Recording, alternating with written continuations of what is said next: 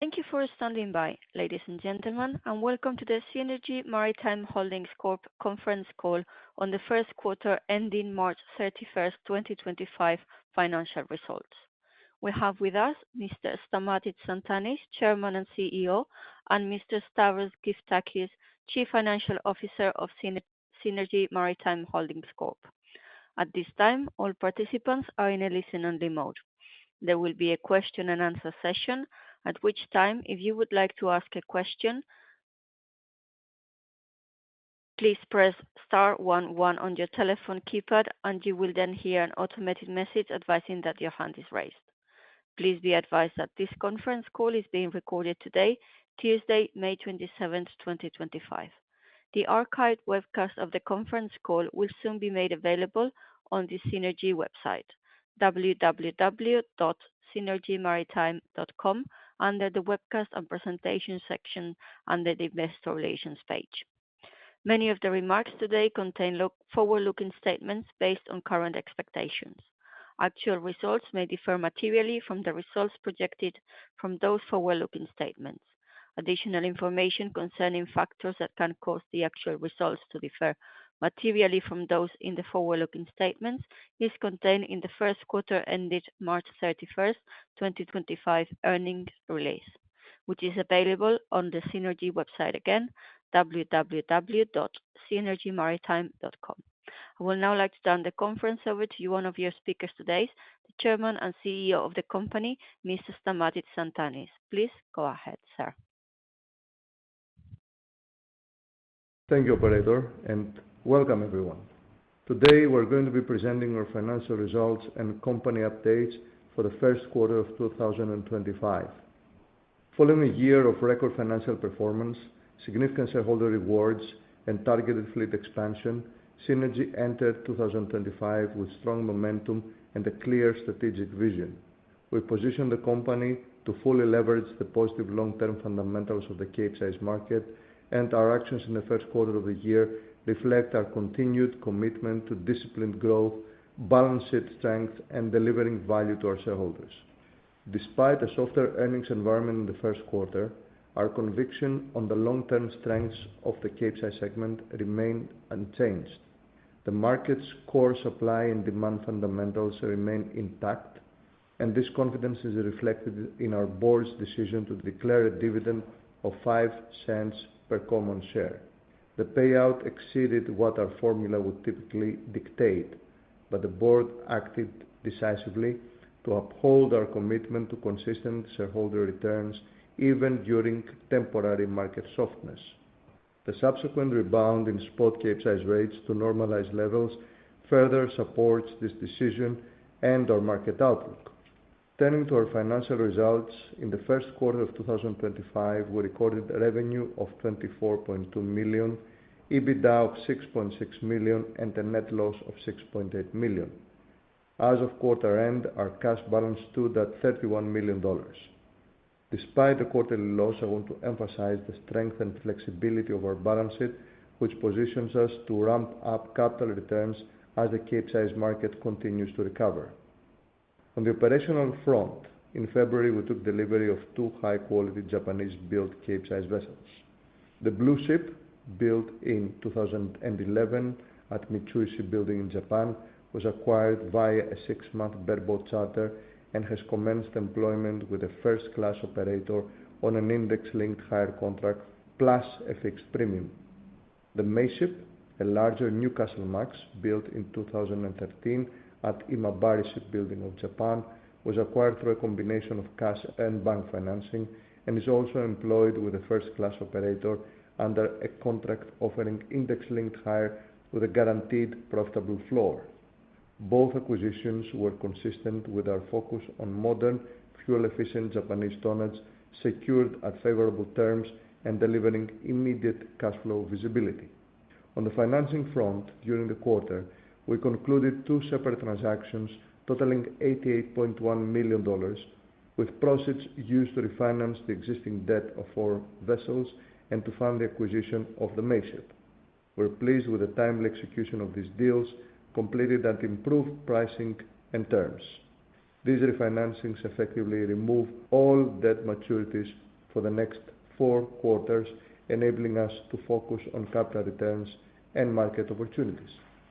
From a commercial standpoint, we achieved a daily time charter equivalent of 13,400 in Q1 2025, about 3% above the Baltic Capesize index average, once again validating our commercial strategy. Our guidance, however, for Q2 stands at approximately $19,100 based on the prevailing FFA curve as of May 23rd, a strong quarter-on-quarter improvement that should support a return to normalized capital distributions. We've also acted decisively to manage forward visibility.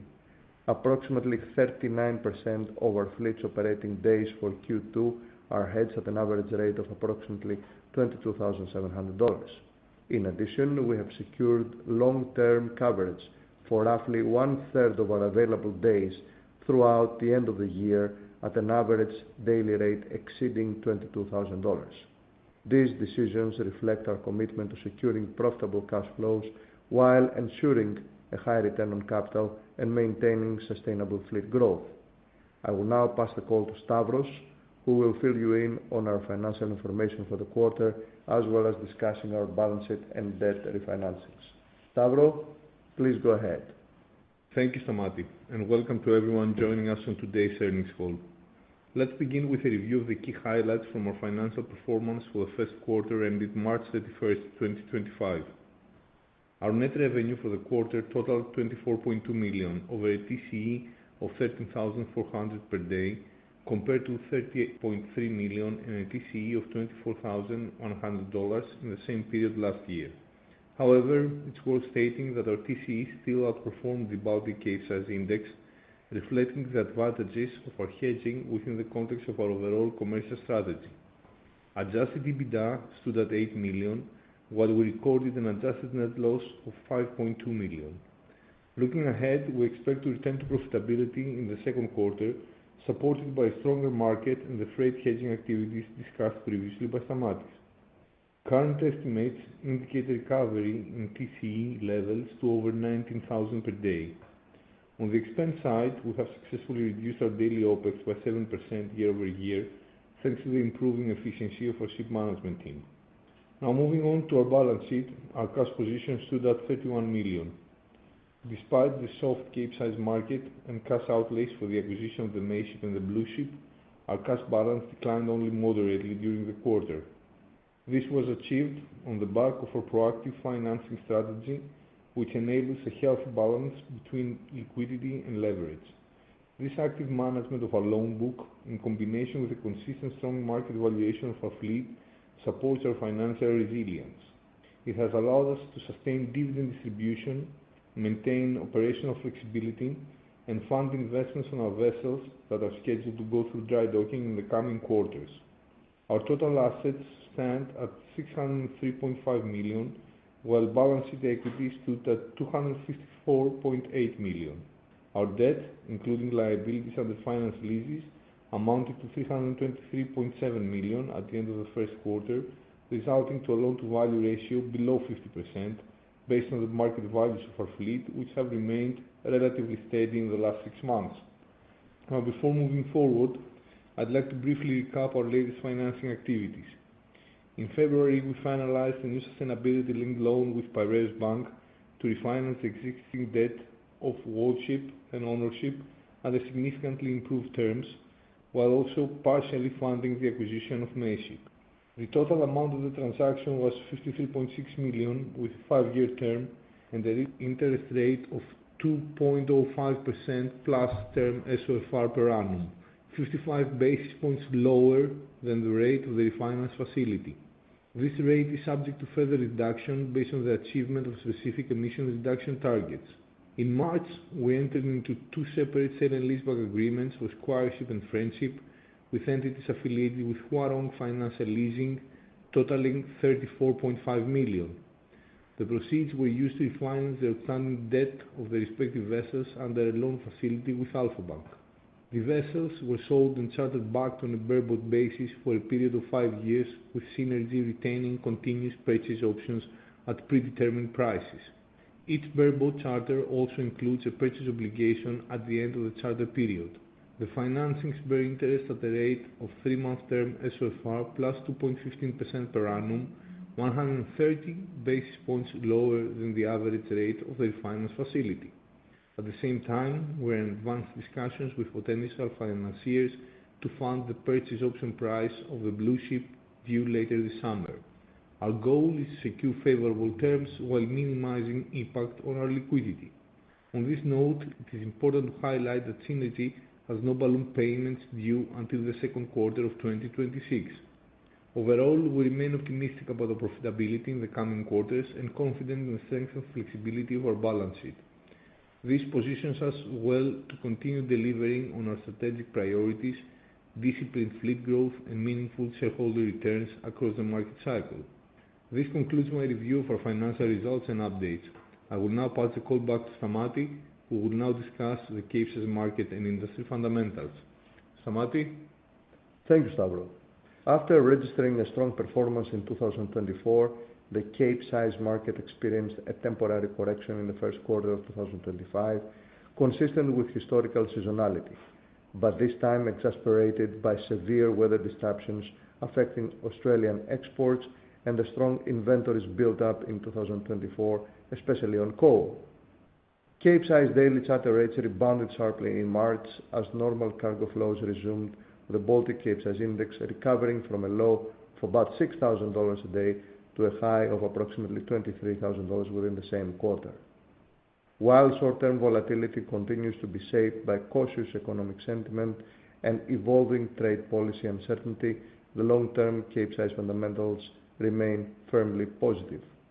The primary reason is highly constrained vessel supply growth combined with steady and resilient demand for major dry bulk commodities. On the supply side, the Capesize and Newcastlemax order book is currently slightly below 8%, one of the lowest levels historically, especially significant given the increasing demand for fleet renewal due to a tightening environmental regulations. Approximately 10% of the existing fleet is over 20 years old and becoming less and less competitive due to the rising cost of environmental compliance. New orders remain limited due to constrained yard capacity, high new building prices, and uncertainty about propulsion technology. Only 6 new Capesize and Newcastlemax orders have been placed year to date compared to 77 for all of 2024. Net fleet growth is expected at just 1.5% in 2025 and 1.9% in 2026. Nothing basically. Factoring in increased dry docking, effective growth may be even negative during the year. Vessel speeds have stayed historically low due to EEXI and CII regulations and are expected to remain subdued, further reducing the effective supply. Taken together, this points to minimal net fleet growth for several years, creating a very supportive environment for Capesize earnings. On the demand side, global steel demand remains resilient. Although China's steel production is nearly flat year on year, iron ore imports are growing due to depletion of domestic mines and a pivot towards higher grade imported ore. Australia's iron ore exports were disrupted early in the year by severe floodings and cyclones, with year-to-date volumes down 2.6%. However, miners have reaffirmed 2025 export guidance, pointing to a significant upside for the rest of the year. Brazilian iron ore exports are up 4.6% year-to-date, despite a high base from Q1 2024. The peak export season from May to November is now starting, adding to the relevant momentum. Vale of Brazil continues to deliver on efficiency gains and high-grade iron ore output, which bodes well for long-term export growth. Since Brazilian cargoes require triple the tonnage of Australian cargoes, the impact on Capesizes and its demand is magnified. The Simandou iron ore project in Guinea remains on track to start exports in November 2025. With one of the lowest cost structures globally, Simandou is a game changer, a long-haul, premium-grade Capesize exclusive trade. It's a key structural opportunity that we intend to capitalize on. Iron ore ton miles are expected to grow by about 5% annually in both 2026 and 2027. Guinea's exports of bauxite are up 43% year to date.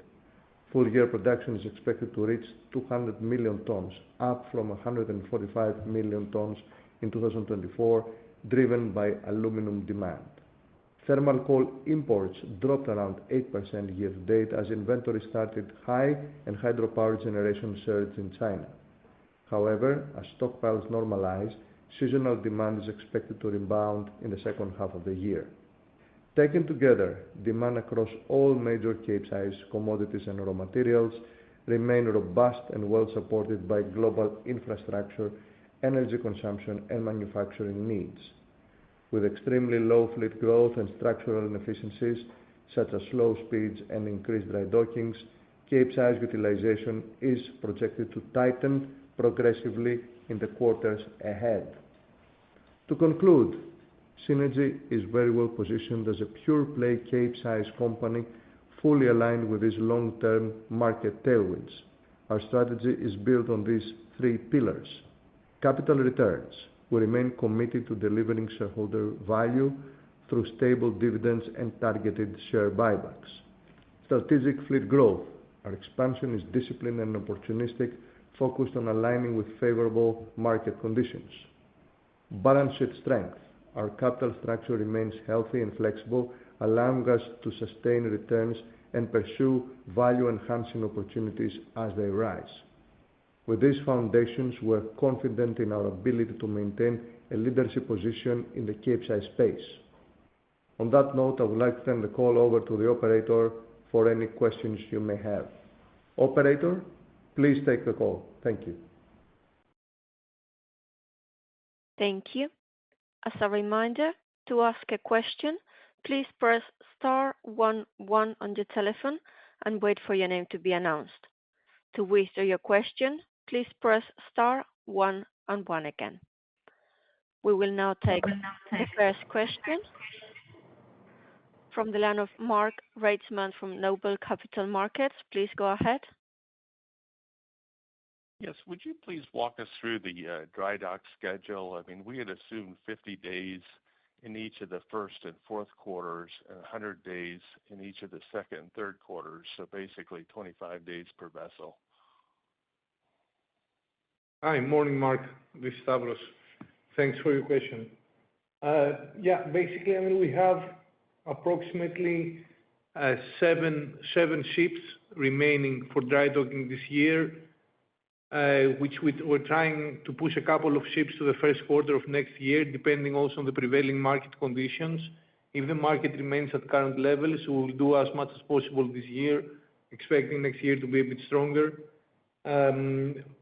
We expect in the second, third, and fourth quarter, in total, around 10 to 14 million of capex concerning the dry dockings and around 20 days per vessel. We have already dry docked 4 vessels this year, 1 in the fourth quarter and 3 on the second. So basically, this is what remains. Okay, great. That's very helpful. And then just secondly, would you just please elaborate on the company's strategic and capital allocation priorities? I mean, I think in the commentary you mentioned, capital returns and market opportunities. And so I was kind of wondering, now that you've concluded deliveries of the 2 new vessels, kind of what's next for your fleet? Hi. It is going to be consistent with last year. As you saw last year, we had the top priority to distribute, a very significant part of our cash flow in dividends. We did some buybacks as well. And at the same time, we arranged to buy a few ships. So I believe that 2025 will also be consistent. We do not have anything lined up in respect of further acquisitions, not because we don't want to, but because the selection of assets right now is scarce and limited. So unfortunately, there are not any, compelling candidates right now in place. But if I were to give a good prediction, I would say that we will stay along the lines with last year. Well, that's very helpful. Thank you very much. You're very welcome. Have a good day. Thank you. We will now take the next question from the line of Tate Sullivan from Maxim Group. Please go ahead. Hi, guys. Good day. Good day, all. Can you talk about when ship opportunities? Good morning. When opportunities to buy capes arises, are you competing against some of the trading houses, large mining companies, or who are some of the other buyers out there in this type of market? Well, we are fortunate to have some kind of a right of first offer on a number of ships that are potentially available for sale or purchased by us. So that's very helpful in the event that we have these opportunities.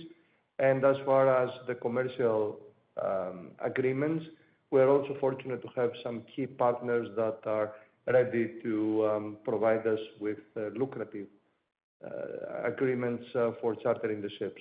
So in both cases, thanks to all these long-standing relationships we have with a number of potential sellers as well as commercial operators and charterers, we have the ability to buy and charter ships as we have proven very successfully. As a testament to that is the two recent purchases that we did. As you can see, not only were in both cases ships that were not available for sale and they were not into the sales reports at all up until the moment that we concluded the deal. The chartering arrangements were also above market at very profitable rates, not because it's only the relationship, but the fact that we upgrade the vessels with all these devices and things that we do for better operation. So overall, thanks to our long-standing relationships and the good work that our operations and technical department are performing, we're able to provide good contracts and overall great projects for our shareholders. Thank you. Very welcome, Tate. Thank you. Thank you. We will now take the next question from the line of Liam Burke from B. Riley Securities. Please go ahead.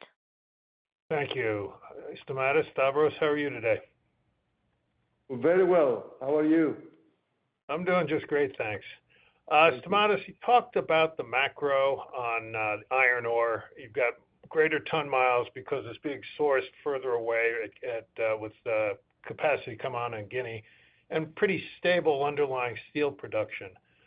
Bauxite has given you a nice follow-through on Capesize demand. Can you give us a little more detail on how much more or how much we can see that bauxite supporting demand over time? Well, as you know, the bauxite exports have basically gone up by almost 40-45% since last year. So it's a major commodity now for transportation on a long-haul basis, and we expect that to continue.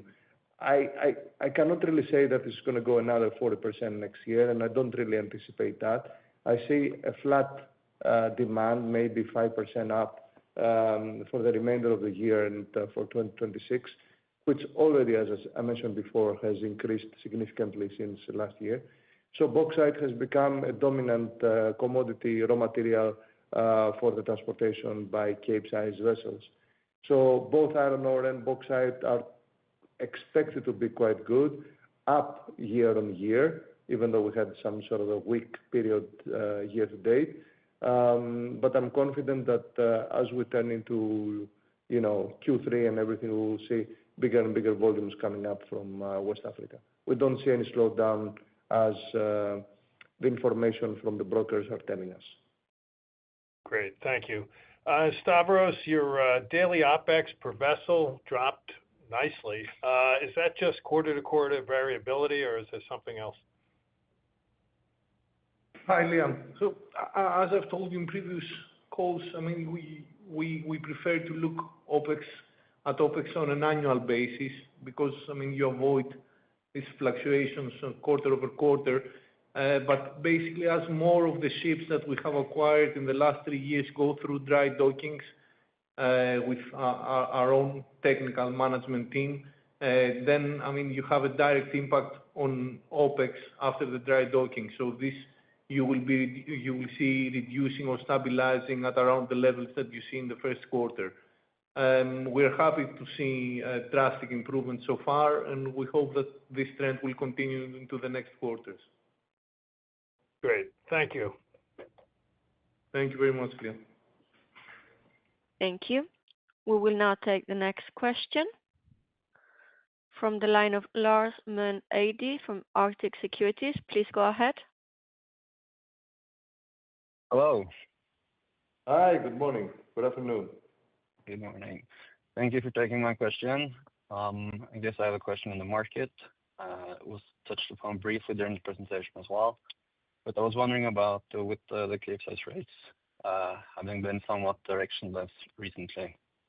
And in terms of near-term market catalysts, what do you consider to be the most impactful over the coming months? What are you tracking the closest?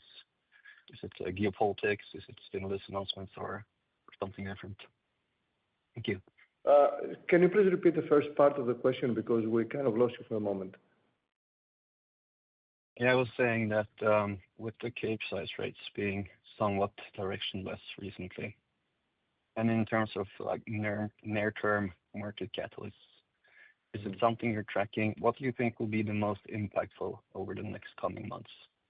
Or is it something in particular you're tracking closely, or is it, if you just elaborate a bit on that, that would be great. Yeah, that's a great question. Thank you.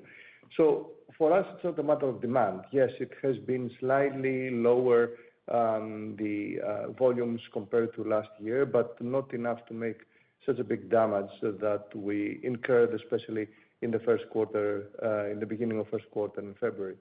The biggest issue, as I have repeated many times, is the splitting of cargoes. We had a big variation between the Capesizes and Panamax, Kamsarmaxes, and basically zero congestion on the smaller sizes, which meant that in order to secure employment, the Panamax, Kamsarmaxes took a lot of coal cargoes from the Capesize vessels.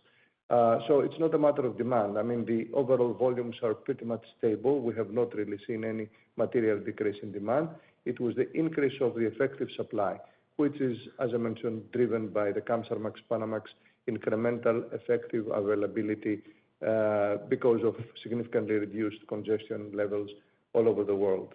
Now, for the second half of the year, the positive news is that all the major miners have reiterated their export projections, which means that in order to catch the figures that they have said that they will be able to meet, export levels will need to increase substantially just to get where they have reiterated they will get.